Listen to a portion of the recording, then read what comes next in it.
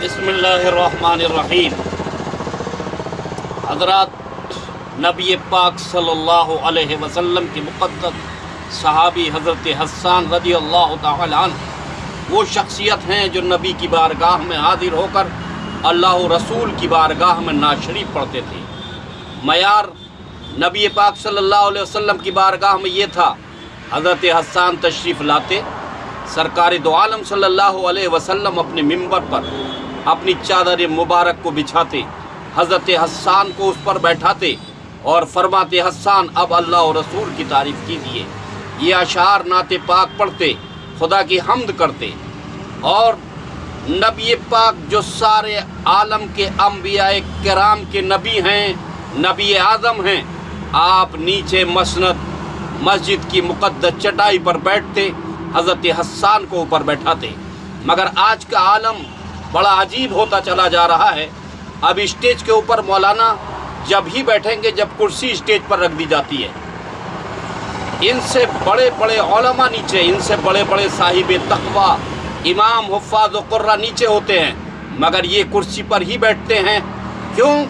ये समझते हैं कि अगर हम कुर्सी पर नहीं बैठे तो हमारी तौहीन होगी, हमारी बेइज्जती होगी, हमारे तकब्बुर को ठेस लगेगी, हमारे गुरूर की खटिया चकनाचूर हो जाएगी। हज़रात, सभी बैठना चाहते हैं, कोई ऐसा नहीं जो स्टेज पर फिर कुर्सी पर न बैठना चाहता हो। हर आदमी चाहता है मैं कुर्सी पर बैठूं, मगर आलम बड़ा अजीब है। एक के लिए कुर्सी बिछा दी गई तो दूसरे कहते हैं मेरे लिए कोई कुर्सी बिछाओ। अब उनके लिए भी कुर्सी बिछा दी गई तो तीसरे आते हैं, वो कहते हैं मेरे लिए भी लाओ। अब उनके लिए कुर्सी बिछा दी गई तो चौथे कहते हैं मेरे लिए क्यों नहीं आई भाई कुर्सी, मैं क्या किसी से कम हूँ। कुछ दिनों में ऐसा होगा कि ये उलमाए किराम जब स्टेज नबी और ये कमेटी ने कितना बड़ा इंतज़ाम किया है। आप देख रहे हैं लाखों रुपए का स्टेज लगाया, उसके ऊपर मसनद नबी को बिछाया और बिछाने के बाद फिर आप बार बार उस पर कुर्सी मांग रहे हो। नबी पाक की सुन्नत तो यही है कि हज़रत हस्सान मिंबर पर बैठते और नबी नीचे मस्जिद की चटाई पर तशरीफ़ फरमा होते।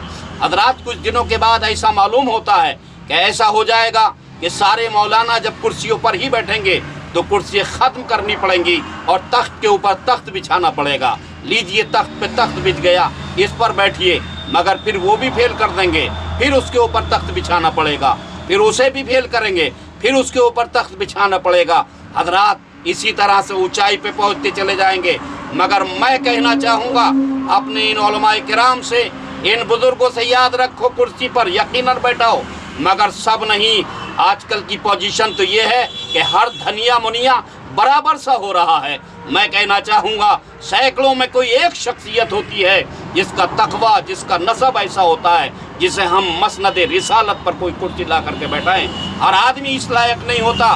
मैं कहना चाहूँगा मसनद रिसालत पर कुर्सी डालकर बैठा जाए, मगर उनके लिए जो कि साहिब तकवा हैं या साहिब नसब हैं।